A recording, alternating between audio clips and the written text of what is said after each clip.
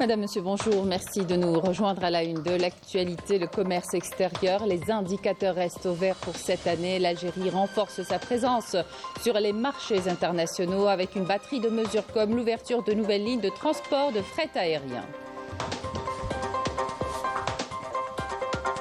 On parlera de la diversification agricole qui passe forcément par la qualité des sols. Le barrage vert représente un projet très ambitieux et essentiel pour la préservation des écosystèmes et l'amélioration des conditions de vie des populations locales. Un reportage à suivre dans un moment. Une action collective de pays africains s'organise pour réparer l'injustice historique, criminaliser le colonialisme et l'esclavage et exiger des pays coloniaux des compensations pour l'Afrique. On fera également le point de la situation dans la bande de Gaza où un enfant palestinien est tombé en martyr aujourd'hui sous les balles des forces d'occupation sionistes à Rafah. Bienvenue à tous. Nous entamons cette édition avec le commerce extérieur. Les indicateurs restent au vert pour cette année. L'activité de développement avec notamment l'ouverture d'une nouvelle ligne de transport de fret aérien entre l'Algérie et l'Arabie Saoudite et une autre reliant l'Algérie à Doha dans le cadre d'une batterie de mesures annoncées pour soutenir les opérateurs économiques activant dans le domaine de l'exportation. Plus de détails avec Rina Lorari.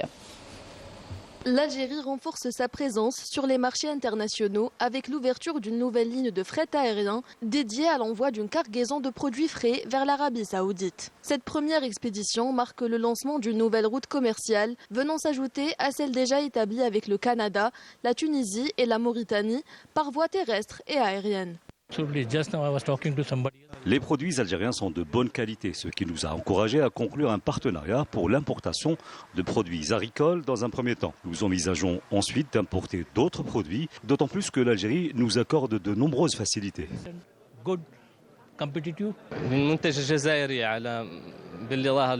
Le produit algérien se distingue par sa qualité et sa diversité dans plusieurs secteurs industriels, notamment les matières premières et les produits pharmaceutiques. À travers nos partenariats, nous œuvrons à faciliter son accès aux marchés arabes et africains.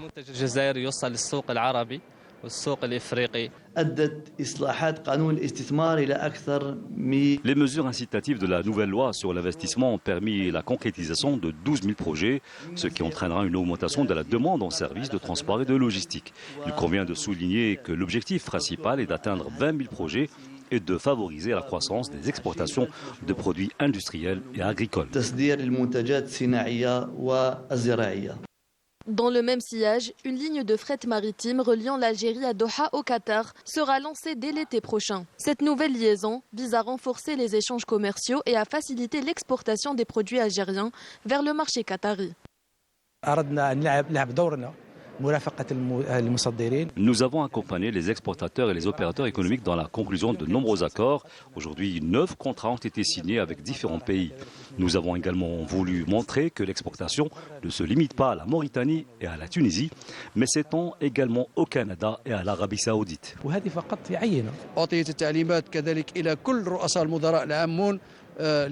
Des instructions claires ont été données à tous les présidents, directeurs généraux des ports pour assurer un fonctionnement continu 24 heures sur 24 et 7 jours sur 7. Par ailleurs, une ligne maritime a été ouverte entre Alger et Doha avec d'autres destinations à venir. Nous commencerons par la Tunisie, puis la Libye, suivi de l'Égypte et de l'Arabie Saoudite avant d'atteindre Doha. Aujourd'hui, nous couvrons largement le marché national. La valeur de la production agricole en 2024 est estimée à 37 milliards de dollars, permettant ainsi au secteur de contribuer à hauteur de 15% au PIB. À travers ces accords et partenariats, l'Algérie renforce ses exportations dans plusieurs secteurs et vers de nombreux pays. Une stratégie portée par l'État visant à positionner le Made in Algeria sur les marchés étrangers. Et parmi ces produits Made in Algeria figurent les agrumes, une filière qui est arrivée à assurer une autosuffisance et s'est tournée vers l'exportation. La culture des agrumes a toujours été la filière par excellence de la Mitidja. Cette année, la wilaya de Blida prévoit d'atteindre plus de 4,7 millions de quintaux de différentes variétés. Une hausse attribuée à l'entrée en production de 230 hectares d'agrumes grâce au programme de réhabilitation des vieux vergers. Les agriculteurs agriculteurs envisagent de varier leur culture d'agrumes afin de rendre ce fruit disponible toute l'année. Majda Jahmoun nous en dit plus dans ce reportage. Appréciés pour leur fraîcheur et leur saveur acidulée, les oranges et les clémentines occupent une place de choix sur les tables algériennes. Mais saviez-vous qu'il existe une multitude de variétés cultivées à travers le pays? Pour explorer cette diversité, direction Blida, principal producteur d'agrumes en Algérie. Dans la commune de Oued El-Alaïg, Abdel Hakim prend soin de ces arbres fruitiers dont certains ont été plantés en 1956.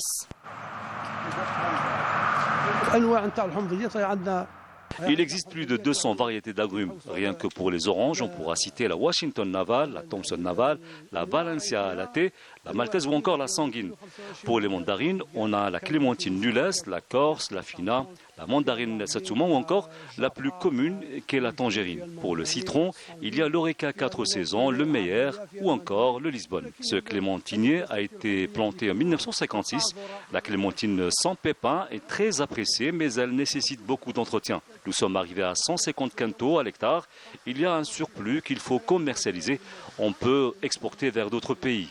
Malgré cette abondance dans les rendements, les prix restent instables sur les étals des marchés. Moi, j'ai pris 1 kilo d'orange à 80 dinars. Elles étaient délicieuses, on en fait des jus. C'est une excellente source de vitamine C. Les prix diffèrent, tout dépend de la qualité des oranges. Certains vendeurs les proposent à 100 dinars le kilo, d'autres jusqu'à 160 dinars.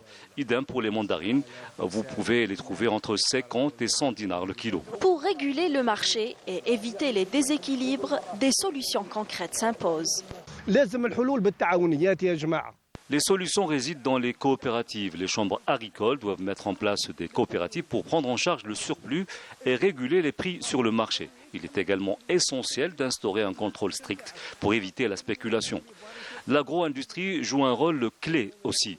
Les agriculteurs devraient s'orienter davantage vers la transformation des produits pour valoriser leur production et réduire les pertes.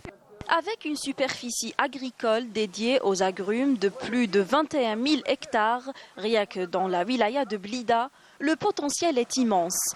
Diversification des variétés, transformation industrielle et exportation ciblée. Autant de défis à relever pour faire de l'Algérie un acteur incontournable sur les marchés régionaux et internationaux. La diversification agricole passe forcément par la qualité des sols. Le barrage vert, véritable bouclier contre la désertification en Algérie, représente un projet très ambitieux et essentiel pour la préservation des écosystèmes et l'amélioration des conditions de vie des populations locales à travers un vaste programme de reboisement et de restauration des terres. Il génère des emplois tout en offrant des solutions durables face aux enjeux environnementaux croissants. Voyez ce reportage de Majda Jahmoun. Avec l'objectif de lutter contre la désertification, le barrage vert poursuit son extension. Dans la commune de Sidi Amer à Boussaada, le reboisement bat son plein avec des avancées significatives sur le terrain. La commune de Sidi Amer a bénéficié d'un projet de reboisement couvrant 540 hectares destinés à la forêt de Sidi Zmira. L'objectif est de planter des arbres résistants à la sécheresse comme le cyprès vert. Lancé en 2023, la première phase de ce méga-projet prévoit le reboisement de 4000 hectares avec des cactus et des figuiers de Barbarie, avec un taux d'avancement dépassant les 80%. La deuxième phase, quant à elle, entamée en 2024, vise la plantation de 3000 hectares supplémentaires avec des arbres fruitiers adaptés au climat aride de la région. L'objectif est d'améliorer le cadre de vie des habitants de la région en leur offrant des opportunités d'investir dans les arbres fruitiers tels que les oliviers, les pistachiers et les amandiers. Cela s'inscrit dans le cadre des 3 principaux axes de la mise en valeur des régions arides avec plus de 40 000 hectares de zones forestières, 100 000 hectares de parcours dédiés au pâturage et enfin la mise en valeur des terres agricoles.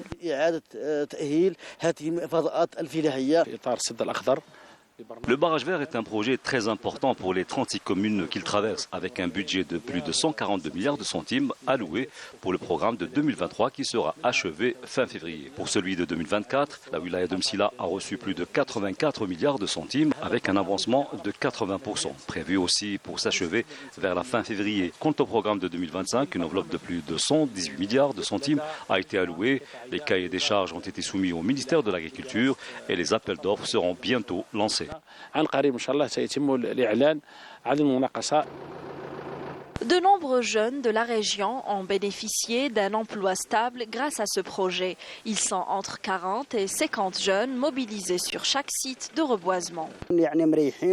Avant, j'étais au chômage. Alhamdoulilah, maintenant nous travaillons et nous avançons à un bon rythme. Tout se passe bien. Nous nous occupons de ce projet comme il se doit. Une cellule de communication dédiée au suivi de cette opération a été mise en place pour s'assurer de l'avancement et du respect des délais de réalisation de ce méga-projet dont la réactivation répond à des enjeux écologiques et économiques. Sa concrétisation permettra à terme de ralentir l'avancée du désert, de protéger l'environnement, notamment les forêts très vulnérables au changement climatique.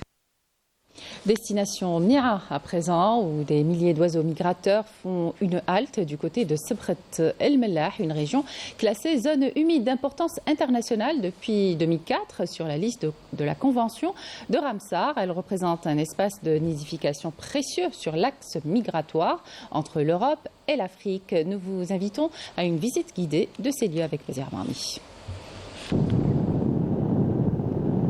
Sabrat El Mellah, lac d'El Golea ou lac Hassilgara. Toutes ces appellations renvoient à la zone humide de Mni'a où nichent différentes espèces d'oiseaux. Des flamants roses y règnent en maître des lieux. À leur côté, d'autres oiseaux migrateurs trouvent refuge. Le moineau domestique, la tourterelle et le corbeau.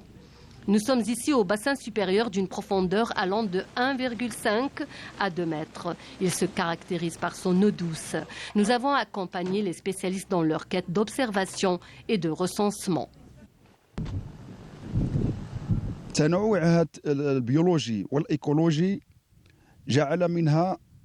Ce lac se caractérise par sa diversité biologique et écologique, ce qui l'a classé sur la liste Ramsar des zones humides le 12 décembre 2004.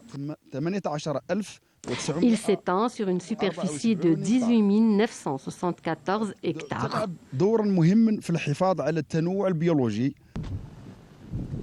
Munis de leur matériel, jumelles et télescopes, ces spécialistes observent pour identifier les oiseaux, leur genre, leurs mouvements. Un travail mené 2 fois par an en saison d'hiver et d'été. Cette opération de recensement national s'inscrit dans le cadre du recensement mondial des espèces d'oiseaux migrateurs et nicheurs.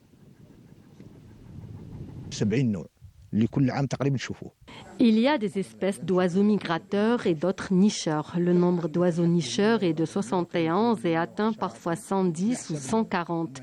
C'est selon le climat. Lorsqu'il fait froid en Europe, ils migrent vers cette zone humide. Nous observons entre autres le cycle biologique des oiseaux et les directions qu'ils prennent. ما يزيد عن 10 إلى 15 طلبة دكتوراه. Chaque année, nous recevons 10 à 15 étudiants en doctorat ou en master qui viennent pour des recherches. La conservation des forêts de Mni'a les accompagne dans leurs travaux. العلمية. بحيرة صبغة الملاح المصنفة عالميا تنقسم إلى صنفين. Ils découvrent les 2 bassins supérieurs et ses eaux douces ainsi que le bassin inférieur avec ses eaux salées. Ce site attire beaucoup de visiteurs, notamment des familles, désirant changer d'air et découvrir les trésors cachés au niveau de ce lac. Nous venons toujours ici avec mes parents pour admirer les oiseaux, le flamant rose, les canards et pour respirer l'air frais.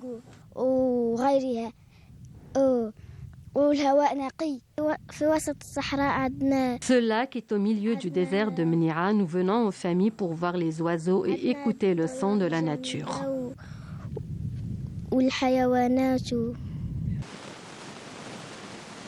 Classée site d'importance internationale en 2004 sur la liste Ramsar, la zone humide de Mnia est un lieu touristique par excellence, de plus en plus fréquenté par des touristes.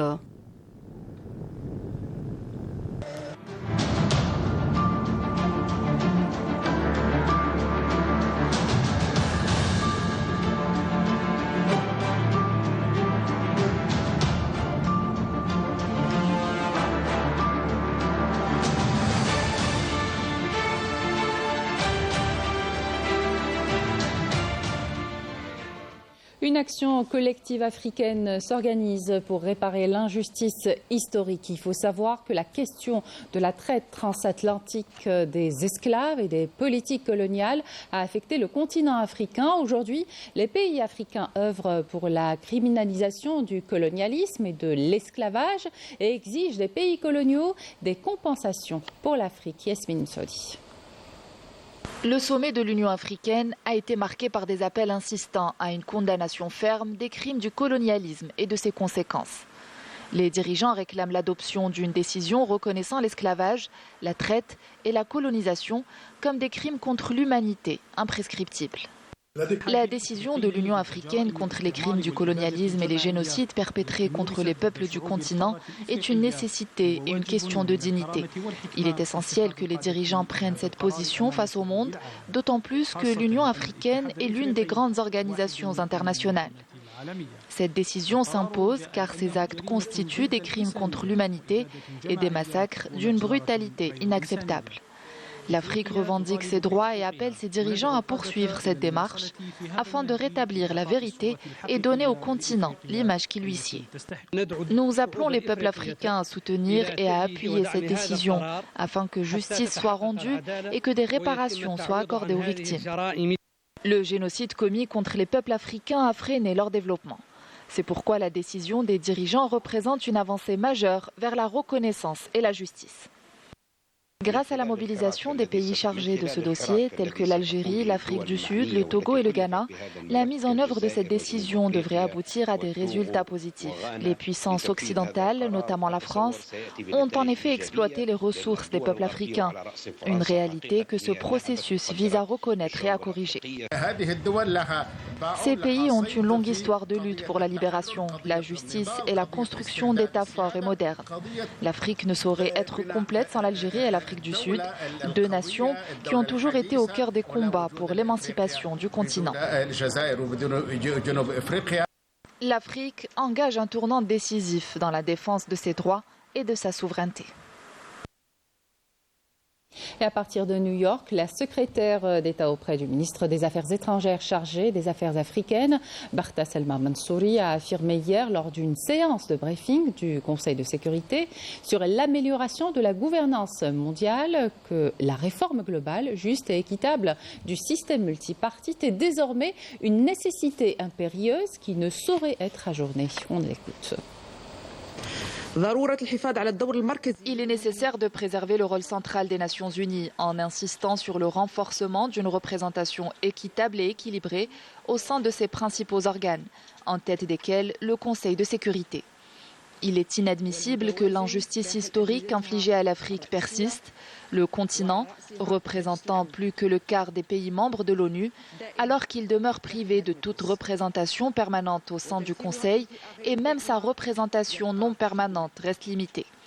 Dans ce contexte, l'Algérie réaffirme son soutien à la position africaine commune, conformément au consensus des ONU et à la déclaration de Sirte. Une position qui bénéficie désormais d'un soutien croissant de la part des États membres. La secrétaire d'État auprès du ministre des Affaires étrangères chargée des affaires africaines, Barta Salma Mansouri, a tenu hier en marge de sa participation à un débat public de haut niveau au Conseil de sécurité sur la pratique du multilatéralisme et la réforme de la gouvernance mondiale. Une série de rencontres bilatérales avec plusieurs présidents de délégations participant à cette réunion ainsi que nombre de responsables onusiens. Mansouri a tenu des rencontres avec Ahmed Malim Faqi, ministre des Affaires étrangères de la Somalie, JJ Aboubakar, ministre des Affaires étrangères de l'Ouganda, ainsi que Frances Piadji El-Rali, vice-ministre des Affaires étrangères de la Sierra Leone. Ces discussions ayant permis d'échanger les vues sur les questions régionales et internationales, ont porté sur les moyens de renforcer la coordination et la coopération dans les forats internationaux, notamment les sujets inscrits à l'agenda du Conseil de sécurité, en particulier ceux concernant les pays de l'Afrique et de l'Amérique latine. Les participants ont examiné les moyens de renforcer la concertation et la coordination au sein du groupe pour faire entendre sa voix au Conseil de sécurité. La secrétaire d'État a également eu des entretiens avec Cristina Duerte, conseillère spéciale de l'ONU pour l'Afrique, et Marta Anna Akia Pobé, sous-secrétaire générale pour l'Afrique, avec lesquels elle a abordé les perspectives de renforcement du partenariat entre l'Algérie et l'ONU dans le domaine du maintien et de la consolidation de la paix, notamment en Afrique, ainsi que sur la coopération et la coordination Afrique-ONU concernant les questions de paix, de sécurité et de développement en Afrique. Un enfant palestinien est tombé en martyr aujourd'hui sous les balles des forces d'occupation sionistes à Rafah. Les forces d'occupation qui poursuivaient hier leur agression contre la ville de Jenin et son camp pour le 30e jour consécutif, faisant 26 martyrs et des dizaines de blessés, en plus de milliers de déplacés et des destructions massives d'infrastructures et de biens. La défense civile libanaise a annoncé avoir récupéré 23 corps dans plusieurs villes frontalières hier après le retrait partiel des troupes sionistes du sud du Liban. En vertu du cessez-le-feu entre l'entité sioniste et le Hezbollah, le Liban exige que l'entité sioniste se retire totalement du sud du pays, estimant que le maintien de son armée dans 5 positions qualifiées de stratégiques constituait une occupation. Hier, des habitants sont rentrés dans leur village dévasté par plus d'un an de conflit armé. Plus de 4000 personnes ont été tuées au Liban depuis octobre 2023. Sport pour terminer cette dernière étape du Tour d'Algérie cycliste. L'Algérien Hamza Amari du Madar Pro Cycling Team s'est adjugé la 25e édition du TAC 2025 au terme de la 10e étape, remportée hier à Hassim Saoud par son coéquipier Yassine Hamza, qui signe un 7e succès. L'international algérien de 22 ans remporte le Tour d'Algérie avec un temps général de 32 heures, 54 minutes et 33 secondes. Le compte-rendu de cette dernière étape avec Sid Ahmed Kouraïb. Pour cette dernière étape, les Algériens ont assuré l'essentiel en gardant le maillot jaune de Hamza Amari et une 7e victoire sur 10 pour Hamza Yassine. هذا ما كان سهل، كان طويل وكان فيه عدة صعوبات باش حققنا هذا الفوز. تور كما نقولوا اكسيلون لان احنا ليكيب مدار ربحنا ويزيتاب بلس لو مايو جون مايو فير مايو ابوا premier, troisième, quatrième, cinquième en général. C'est un exploit pour faire ça. Entre Ouargla et Hassim Saoud, les coureurs passent entre les dunes.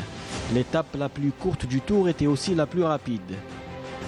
Et après 30 km, 3 coureurs dont Milikias prennent la fuite. L'écart avec le peloton dépasse la minute.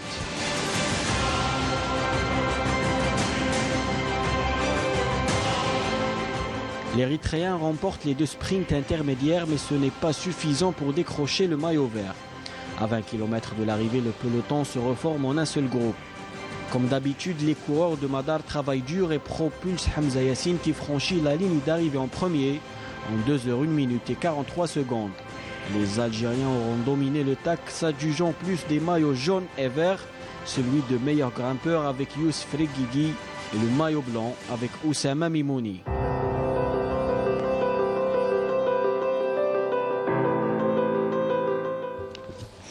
Et c'est la fin de cette édition. Merci de votre attention. Excellente suite des programmes sur Canal Algérie.